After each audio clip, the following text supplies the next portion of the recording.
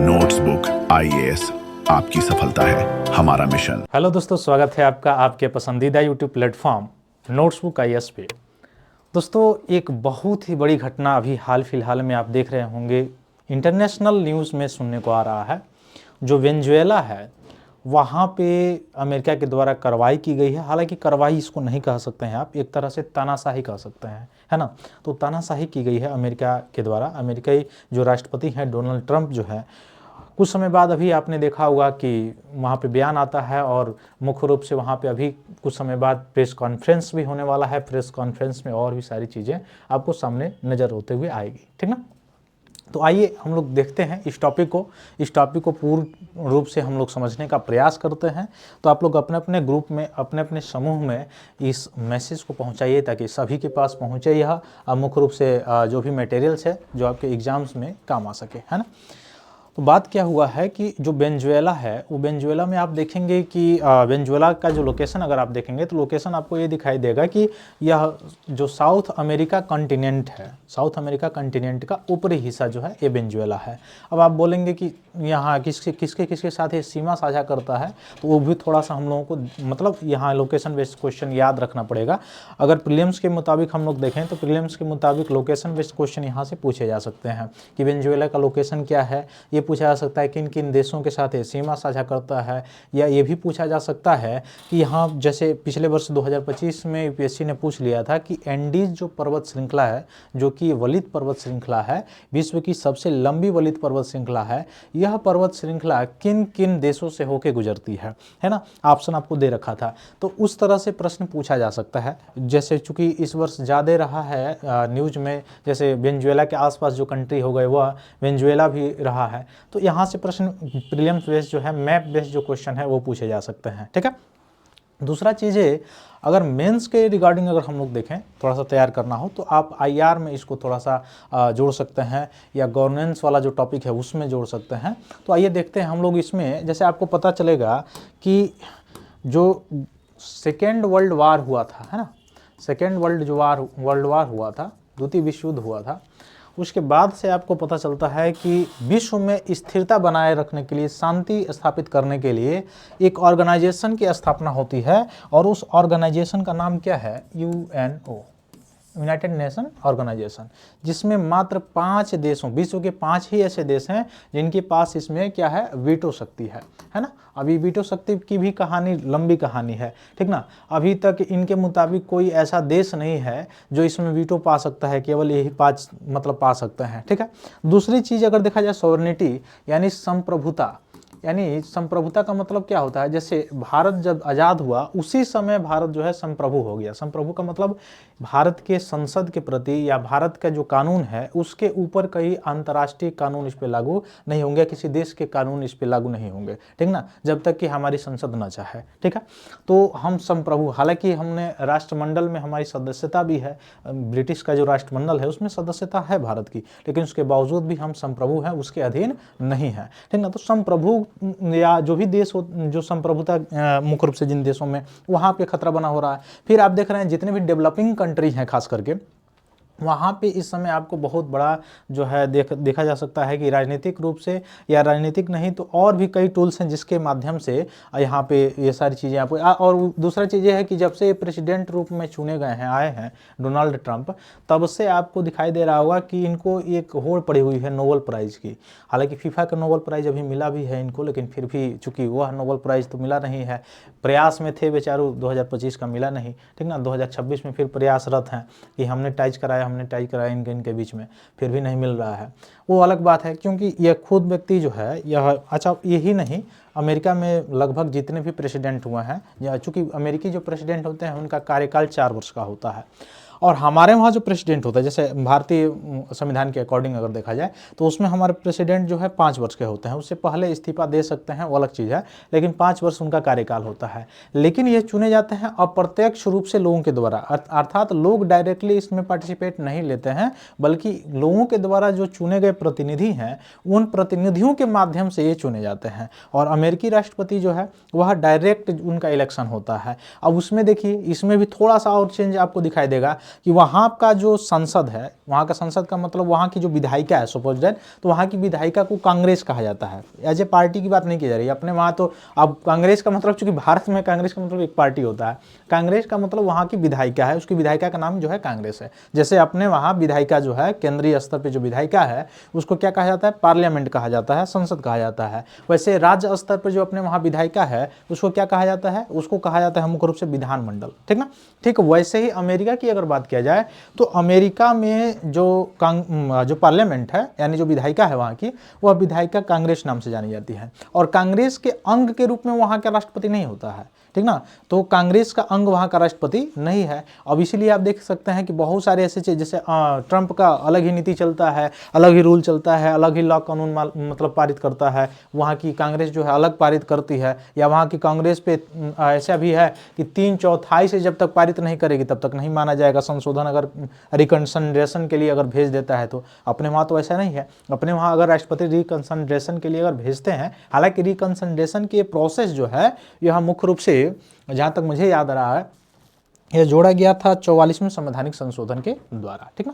तो 44वें संवैधानिक संशोधन के द्वारा जोड़ा गया रिकंसिडरेशन कि मतलब एक बार मंत्रिपरिषद या जो सदन है या विधायिका है उसमें जो है किसी विधेयक को वह भेज सकते हैं। हालांकि संवैधानिक संशोधन विधेयक पे लागू नहीं होता है और जो मनी बिल होता है उस पर भी लागू नहीं होता है। जो सिंपल विधेयक होता है, सिंपल बिल होता है, उस पर लागू होता है। तो रिकंसिडरेशन के लिए भेज सकते हैं। हालांकि रिकंसिडरेशन अगर संशोधित होकर या बिना संशोधित हुए भी 50% प्लस 1 अर्थात साधारण बहुमत से भी पारित होकर अगर राष्ट्रपति के पास पहुंचता है तो उनको सहमति देने की बाध्यता हो जाती है, अर्थात उनको सहमति देना ही पड़ता है। लेकिन वही अमेरिकी के संविधान में देखा जाए तो अमेरिकी संविधान में आप देखेंगे कि वहां अगर राष्ट्रपति किसी विधेयक को रिकंसिडरेशन के लिए भेजता है, पुनर्विचार के लिए भेजता है, तो वह विधेयक जब तक 3/4 से पारित नहीं होगा, 3/4 बहुमत से जब तक पारित नहीं होगा तब तक राष्ट्रपति के पास नहीं जाएगा। तो डिफरेंसेस है वहां पे, है ना। तो एक चीज़ तो ये है कि जब से ये आया हुआ है व्यक्ति तब से कहीं ना कहीं उथल पुथल मचाया हुआ है। हालांकि ये ढिढोरा पीट रहा है कि पूरे विश्व में जो है शांति मैं स्थापित करना चाह रहा हूँ, कहीं युद्ध नहीं चाह रहा हूँ। लेकिन एक तरह से आप देखेंगे इसके छिपा हुआ जो एजेंडा है उसमें आपने देखा होगा कि यह भीतर भीतर ट्रेड गेम भी खेल रहा था अभी कुछ समय पहले, अभी खेल ही रहा है। और चाइना के साथ भी इसने थोड़ा सा खेलने की कोशिश किया था, लेकिन चाइना के पास जो है रॉ मटेरियल्स की जो अधिकता है उसके कारण फिर इसको बैकफुट पे आना पड़ा, क्योंकि जब ये बढ़ाया टैरिफ तो चाइना ने भी बढ़ा दिया। अब इसके वहाँ जो रॉ मटेरियल्स आते हैं वो वहाँ ही से आते हैं, तो फिर यहाँ पे इसके लिए दिक्कतें हो गई। तो फिर वहाँ के लिए मतलब चाइना के लिए यह धीरे हो गया, मतलब स्थिर हो गया। और वही अलग अलग कंट्रीज देखिए, जैसे ब्राज़ील देखिए, भारत देखिए, इसमें 50% टैरिफ लगाया हुआ है, ठीक ना। वैसे ही आपने देखा कि कंबोडिया थाईलैंड में जैसे युद्ध हो रहा था, बीच में मध्यस्थता किया था, फिर शुरू हो गया। इजराइल और हमास के बीच में इसने 20 सूत्रीय जो है यह सारी चीज़ें की है, उसके बावजूद भी देखिए क्या हाल है। ईरान में वही हाल है ना। उसके बाद से यूक्रेन रसिया का दावा करते करते करते आज तक यह युद्ध जो है नहीं रुका। इवन आपने देखा कि कुछ समय पहले अभी रशियन जो प्रेसिडेंट हैं उनके घर पर भी हमला कराया गया था, ठीक ना। तो ये सारी चीज़ें हैं। तो यह वेनेजुएला जो है, अच्छा आपको पता होना चाहिए कि वेनेजुएला का जो लोकेशन है, पहला लोकेशन बेस्ड अगर हम लोग पढ़ें तो वेनेजुएला का जो लोकेशन है वह मुख्य रूप से कहाँ है, तो इसमें सीमा साझा करता है कौन सा देश, तो एक जो है यहाँ पे सूरीनाम है ना, और यहाँ पे गुयाना है। तो गुयाना देश जो है, और इधर आपको दिखाई दे देगा फ्रेंच गुयाना, तो गुयाना के साथ जो है वह सीमा साझा करता है वेनेजुएला। फिर इक्वाडोर के साथ भी करता है, ठीक ना। और किसके साथ करता है, कोलंबिया के साथ जो है सीमा साझा करता है। अब इस वेनेजुएला से आपको दिखाई देगा कि एंडीज पर्वत श्रृंखला भी होके जाती है, ठीक ना। उसके बाद से वेनेजुएला जो है इधर अगर समुद्री सीमा का कहा जाए तो अटलांटिक ओशन से सीमा साझा करता है, ठीक ना। अटलांटिक ओशन से, और कैरेबियन जो सी है, कैरेबियन सी, वहाँ से सीमा साझा करता है। और मैक्सिको की खाड़ी आपको पता ही है कि कितना नज़दीक है। अभी तो कुछ समय पहले मैक्सिको का नाम भी बदल दिया था, कहा था कि मैक्सिको की खाड़ी जो है ये नहीं है, ये अमेरिका की खाड़ी है, ठीक है। तो अभी कुछ समय पहले ये खबर आ रही है कि वहाँ के वेनेजुएला के जो राष्ट्रपति हैं उनको किडनैप कर लिया गया है। अब किडनैप भी कैसे किया गया है, अचानक जो है कुछ हेलीकॉप्टर्स आते हैं, कुछ जो है हवाई हमले होते हैं। हवाई हमले के बाद से वहाँ पे जो है राजधानी जो है वेनेजुएला की, वहाँ पे हवाई हमले होते हैं। उसके बाद से बिजली वहाँ की चली जाती है, अंधेरा हो जाता है। उसके बाद से कुछ समय बाद जो है ये आता है कि वहाँ के जो राष्ट्रपति हैं वेनेजुएला के, उनको और उनकी पत्नी को कहीं किडनैप करके ले जाके कहीं पे दूसरे जगह रख लिया गया है। ये अभी तक नहीं बताया गया है कि उनको किडनैप करके कहाँ रखा गया है और किस अवस्था में रखा गया है, ठीक ना। उसके बावजूद आपको दिखाई देगा कि वेनेजुएला में राष्ट्रीय आपातकाल जो है वो घोषित हो चुका है। तो यह राष्ट्रीय आपातकाल क्यों घोषित हुआ है, इसके पीछे का कारण क्या है, ये आपने समझा। और उसके बाद डोनाल्ड ट्रंप के द्वारा कहा गया है कि आज ही अर्थात सैटरडे को ही यह प्रेस कॉन्फ्रेंस करेंगे और उसमें बताएंगे कि किन लोगों को गिरफ्तार किया गया है या किडनैपिंग किया गया है, किस तरह और कहाँ पे ले जाया गया है। लेकिन सबसे बड़ा क्वेश्चन है कि किसी देश की संप्रभुता, क्या किसी देश की संप्रभुता ग्लोबल लेवल पे, वैश्विक लेवल पे जैसे बचाने के लिए, जैसे द्वितीय विश्व युद्ध शुरू हुआ था, जैसे ट्रेड वार को रोकने के लिए WTO की स्थापना हुई थी, जैसे संक्रामक जो भी बीमारियां या जो भी बीमारी होती है उसको रोकने के लिए WHO का मुख्य रूप से स्थापना किया गया था, या WTO की स्थापना व्यापार संबंधी सारी चीज़ों के लिए किया गया था, UNO का किया गया था। तो क्या यह ग्लोबल लेवल पे जो इंस्टीट्यूशंस हैं, जो संस्थाएं हैं, जिन उद्देश्य के लिए, जिस एम के लिए इनको बनाया गया था, क्या यह एम विहीन नहीं होती नजर आ रही हैं? क्या अपने एम से यह विचलित होते हुए नहीं नजर आ रही हैं? जिस समय देखा जा रहा है कि आज भी वही सारी चीज़ें हैं जिसमें कोई जो है साम्राज्यवाद वाला जो है नीति फॉलो कर रहा है, या कोई ऐसा कि America first on the whole पे, यानी मुख्य रूप से देखा जाए आज ग्लोबल लेवल पर अमेरिका फर्स्ट की नीति पॉलिसी जो है वो लागू करने की बात कर रहा है। अभी आपने देखा भारत भी G20 जो है 2023 में अध्यक्षता किया था, उसमें भारत क्या बताया हुआ था, भारत के द्वारा अगर रखा गया था तो भारत कभी भी साम्राज्यवाद का सपोर्ट नहीं किया है, न करता है। भारत शुरू से ही इसकी नीति पॉलिसी रही है वसुधैव कुटुंबकम की, है ना। तो उसके बावजूद आपने देखा कि यह जो मैं बता रहा था, यह ग्लोबल जो इंस्टीट्यूशंस हैं, यह अभी तो टेरिफ लगाया जाएगा, अभी कहीं डंपिंग होगा तो WTO कूद आएगा, खासकर किसके लिए, जो डेवलपिंग कंट्रीज हैं, यानी जो अल्प विकसित अथवा विकासशील देश हैं उनके लिए तो आ जाएगा। लेकिन वही विकसित देश, जैसे अभी आप देखे होंगे कुछ समय पहले लगभग 1 जनवरी से लागू हो गया होगा CBAM, वहाँ पे कुछ नहीं बोलेगा। फिर उसके बाद से आप देखेंगे कि वही ट्रंप जो है रिफ्यूजीज जो संस्था है उसमें से अपना फंडिंग खींच लेते हैं। वही ट्रंप जो है जो कॉप की मीटिंग होती है उससे अपनी सदस्यता हटा लेते हैं। वही ट्रंप G20 की जो सम्मेलन होती है खासकर साउथ अफ्रीका में जोहान्सबर्ग में, वहाँ से अपने आप को अमेरिका को जो है रिमूव कर लेते हैं उसको असफल बनाने के लिए। हालांकि उसके असफल कर बनाने के प्रयास के बावजूद भी वह कार्यक्रम सफल रहा, भारत का सपोर्ट रहा था वहाँ पे, और भारत ने ही जो है अफ्रीका यूनियन जो है उसकी सदस्यता दिलवाई थी G20 में वैश्विक स्तर पे। तो एक तरह से आपको दिखाई दे रहा है कि मतलब एक तरफ से आप देख सकते हैं कि भारत के लिए अपॉर्चुनिटी भी है। भारत जो है दक्षिणी जो ग्लोब है, या मुख्य रूप से कहा जा सकता है साउथ जो है, उसका लीडर बनता हुआ नजर आ रहा है। खासकर चाहे आप साउथ ईस्ट एशिया में देख लीजिए, चाहे अफ्रीका में देख लीजिए, चाहे जो पश्चिमी खासकर जो देश हैं, पश्चिमी देश जैसे इजराइल हो गया, जॉर्डन हो गया, ये सभी देशों में भी आप देख सकते हैं भारत की जो है प्रभुता कैसे वर्चस्व जो है बढ़ता हुआ नजर आ रहा है। दूसरी तरफ से यह ट्रंप की बातें जो कही जा रही है, जैसे संप्रभुता से, किसी देश की संप्रभुता से रिलेटेड, तो क्या फिर भी ऐसे इस तरह से, जिस तरह से UNO को मुख्य रूप से 1945 में इसकी स्थापना हुई थी जिस उद्देश्य के लिए, तो यह उद्देश्य क्या इसके लिए किसी संस्था की और स्थापना करने की ज़रूरत है, या UNO में रिफॉर्म करने की आवश्यकता है? तो आपको एक दिमाग में समझ में आएगा कि इसमें रिफॉर्म करने की आवश्यकता है ना। क्योंकि जैसे चूंकि 1945 का जो दौर था जिसमें 5 सदस्यों के पास वीटो था, और आज का जो ये डेट है 2025 का है, जिसमें बहुत सारे देश अपने अचीवमेंट को पूरा कर चुके हैं, बहुत सारे देश अपने गोल को पूरा कर चुके हैं। वो इवन डेवलप्ड जो कंट्री हैं उनसे पहले भी अपनी प्रतिबद्धता को पूरा करने वाला भारत जो है, बहुत सारे मामलों में भारत पूरा कर चुका है 5 वर्ष पहले। तो क्या भारत की देखा जाए तो एक तरह से UNO में इसका वीटो शक्ति नहीं होना चाहिए? क्या अगर भारत की नहीं बात मानी जा रही है, तो मान लीजिए कि भारत नहीं हो सकता है, क्या अफ्रीका यूनियन की नहीं होनी चाहिए? क्या पूरे विश्व में मान लीजिए कि एक एशिया से हो गया, यूरोप से हो गया, साउथ अमेरिका से, नॉर्थ अमेरिका से हो गया, साउथ अमेरिका से ब्राज़ील की नहीं होनी चाहिए? क्या कॉन्टिनेंट वाइज भी अगर आप देखें तो क्या अफ्रीका की नहीं होनी चाहिए वहाँ पे?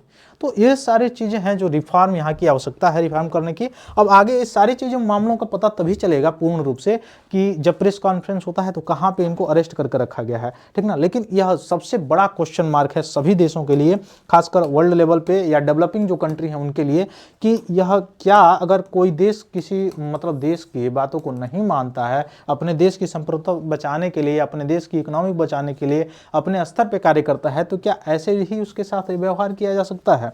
तो ये सारी चीज़ें आपको दिखाई देंगी। यह अंततः जो है कहाँ लेके जा रहा है। और जो देश कह रहा है, जो देश लगातार कह रहा है कि हम शांति चाहते हैं, हम पूरे विश्व में शांति का मुख्य रूप से शांति करवाने के लिए तत्पर हैं, पूरे विश्व में जो है हम एज ए फ्रंट पे क्या कर रहे हैं, मध्यस्थता करने का काम कर रहे हैं, ताकि 2 या 2 से अधिक देशों के बीच जहाँ पे कन्फ्लिक्ट हो उस कन्फ्लिक्ट को हम शांत करा सकें। और वही देश आपको दिखाई दे रहा है कि वह कन्फ्लिक्ट करने में सबसे आगे आपको कूदता हुआ नजर नहीं आ रहा है। तो ये सारी चीज़ें हैं। तो यही 3 जनवरी की सुबह राजधानी के आसपास विस्फोट होता है, वही अब मैंने बताया आपको। और वहाँ के राष्ट्रपति हैं वेनेजुएला का, जिनका नाम है निकोलस मादुरो, ठीक ना। तो वनडे एग्जाम्स में यहाँ से पूछा जा सकता है निकोलस मादुरो कौन है। वेनेजुएला का राष्ट्रपति हैं, उनकी पत्नी सिलिया फ्लोरेंस। इन दोनों लोगों को पकड़ लिया गया है, किडनैप कर लिया गया है, और किडनैप करके कहाँ लेके गया गया है ये अभी तक किसी को नहीं पता है, ठीक ना। तो सबसे बड़ा कंसर्न ये है। फिर वहाँ पे वेनेजुएला जो गवर्नमेंट है उसकी क्या प्रतिक्रिया हुई है, तो अमेरिकी कार्रवाई को सिरे से खारिज करते हुए कहा गया है कि आपराधिक सैन्य आक्रमण और संयुक्त राष्ट्र चार्टर सहित जो है अंतर्राष्ट्रीय कानून का उल्लंघन बताया गया है इसके द्वारा। और उसके बाद से राष्ट्रपति मादुरो ने टेलीविजन पर प्रसारित अपने संबोधन में क्या कहा था कि अमेरिकी दबाव को अवैध युद्धोन्माद करार देते हुए कहा कि मुख्य रूप से इसकी निंदा की गई थी। और उसके बावजूद उसके बाद ये जो है बातें आपको सामने दिखाई दे रही है। फिर वहाँ पे हड़ताल भी होता है, राष्ट्रीय आपातकाल घोषित कर दिया जाता है, बाह्य अशांति की स्थिति आ जाती है। वहाँ पे ह्यूमन राइट्स क्या कर रहा है, ठीक ना, मानवाधिकार आयोग क्या कर रहा है, पूरे वैश्विक लेवल पे जो मानवाधिकार आयोग है वह क्या कर रहा है, ठीक ना। तो ये सारी चीज़ें हैं। फिर अंतर्राष्ट्रीय कानून और संप्रभुता क्या है, यदि इसकी पुष्टि हो जाती है कि वेनेजुएला की धरती के अंदर जाके, यानी वहाँ पे अमेरिकी राष्ट्रपति ने वहाँ पे जाके वेनेजुएला के राष्ट्रपति को किडनैप करवाया है और किसी ऐसे जगह पे ले जाकर रखा है जिसको पता किसी के पास नहीं है, तो यह डायरेक्टली रूप से किसी देश की संप्रभुता पर खतरा अथवा उसके राष्ट्राध्यक्ष को हटाने के जैसी यह जो है कहा जा सकता है कि यह सारी संभावनाएं आपको दिखाई देगी। 1989 में भी मैनुअल नेरोगी को हटाने के लिए पनामा पर आक्रमण किया गया था, है ना। और ये सारी चीज़ें यहाँ पे हुई थी। तो अमेरिका का पहले से ये सारी चीज़ें मतलब ऐसी नीतियाँ रही हैं। लेकिन अभी जो ये डंका पीट रहे थे नोबेल की प्राइज, मतलब शांति का नोबेल पुरस्कार मुझे मिल जाए, शांति का नोबेल पुरस्कार मिल जाए, क्योंकि मैं पूरे विश्व में जहाँ जहाँ भी कन्फ्लिक्ट हो रहा है वहाँ पे मध्यस्थता कर रहा हूँ। देखिए यूएनओ नहीं जा रहा है, लेकिन मैं वहाँ पे जाके क्या कर रहा हूँ, कन्फ्लिक्ट को शांत करा रहा हूँ। जैसे आपने कुछ समय पहले देखा होगा कि पाकिस्तान और भारत में जो कन्फ्लिक्ट शुरू हुआ था, तो उसमें भी जब कन्फ्लिक्ट बंद हुआ तो उसमें बताया गया अमेरिकी राष्ट्रपति के द्वारा, हालांकि एक बार नहीं कई बार बताया गया, कई सारे मंचों पे बताया गया कि मैंने ही जो है भारत और पाकिस्तान के बीच में जो ये युद्ध शुरू हुआ था, और दोनों न्यूक्लियर वेपन्स से संबंध मतलब समृद्ध देश हैं, उनके यहाँ जो कन्फ्लिक्ट हुआ था उन कन्फ्लिक्ट को रुकवाने का काम मैंने किया था, ताकि उसके भरोसे भी नोबेल पुरस्कार मिल जाए। फिर आपने अभी कुछ समय पहले देखा जो थाईलैंड और कंबोडिया के बीच में आपको दिखाई दिए जो कन्फ्लिक्ट, उसमें भी इनकी ही मध्यस्थता थी। इजराइल हमास में इनकी ही मध्यस्थता थी, और इनकी ही मध्यस्थता जो है यूक्रेन और रशिया में ही है, जो अभी तक युद्ध चल रहा है। उसके बावजूद यह इन्हीं का कारनामा है जो विश्व शांति की ढोंग करते हुए नोबेल प्राइज इनको चाहिए, ठीक है। तो ये सारी चीज़ें इनकी है, और हालांकि यह कोई नया बात नहीं है अमेरिका के लिए। इससे पहले भी जो वहाँ के प्रेसिडेंट वगैरह रहे हैं लोग, क्योंकि पूंजीवादी जो अर्थव्यवस्था है, पूंजीवादी जो सोच है मुख्य रूप से, उसमें आपको ये सारी चीज़ें, यह झलकें जो है आपको दिखाई देती हुए नजर आ जाएंगी, ठीक ना। तो यह तनाव बढ़ता चला गया और उसके कारण आपको दिखाई दिया कि यह यहाँ तक जो है घटना पहुँचते हुए नजर आ रही है, ठीक ना। तो काराकास के निवासियों ने वहाँ पे क्या बताया कि शनिवार के तड़के कम से कम 7 विस्फोट वहाँ पे हुए हैं, और अचानक वहाँ पे बिजली गुल हो गई, मतलब लाइट चली गई। लाइट जाने के बाद से वहाँ पे ये सारी चीज़ें मतलब खबर आ रही हैं कि वहाँ के जो राष्ट्रपति हैं उनको किडनैप कर लिया गया है, ठीक ना। अब किसी देश के सीमा के अंदर जाके उसमें उतर कर उस देश में सारी चीज़ें बिना उसके सहमति के अगर कोई कार्य किया जाता है तो कितना बड़ा यह उल्लंघन एक तरह से मानवीय चिंता को दर्शाता हुआ नजर आ रहा है, ठीक ना। अब ट्रंप के बयान क्या है? ट्रंप के बयान वही है जो पहले से रहे हैं, उसको कोई फ़र्क नहीं पड़ता है। अभी उसका वही बयान है कि हाँ अभी चूँकि प्रेस कॉन्फ्रेंस में करूँगा, प्रेस कॉन्फ्रेंस में बताया जाएगा कि हाँ उनको कहाँ रखा गया है, क्या हुआ है, क्या नहीं हुआ है, ठीक ना। तो ये सारी चीज़ें हैं। आप प्रेस कॉन्फ्रेंस के बाद जो है देखते हैं क्या होता है, कि क्या सच्चाई सामने आती है, क्या क्या चीज़ें जो है इसमें सामने नज़र आती है। तो फिर मिलते हैं हम लोग अपनी अगली क्लास में, तब तक के लिए बहुत बहुत धन्यवाद दोस्तों, जय हिंद। हेलो दोस्तों, नोट्सबुक आईएएस आपकी सफलता है हमारा मिशन के तहत लाया है बेहतरीन टेस्ट सीरीज का कलेक्शन, जिसमें यूपीएससी और स्टेट पीसीएस के प्रीलिम्स और मेंस के टेस्ट सीरीज उपलब्ध है, वो भी लोएस्ट प्राइस में। तो आप आज ही अपनी सफलता की दिशा में आगे बढ़ने के लिए हमारे टेस्ट सीरीज सेंटर दिल्ली के मुखर्जी नगर और प्रयागराज के सिविल लाइंस के सेंटर पर जाकर टेस्ट सीरीज परचेज कर सकते हैं। आप अगर ऑनलाइन टेस्ट देना चाहते हैं तो आप डिस्क्रिप्शन में दिए गए लिंक द्वारा आप हमारे ऐप को प्ले स्टोर के माध्यम से डाउनलोड कर ऑनलाइन टेस्ट सीरीज परचेज करें और अपनी तैयारी को और मजबूत बनाएं। अन्य जानकारी के लिए आप दिए गए नंबर पर कॉल भी कर सकते हैं।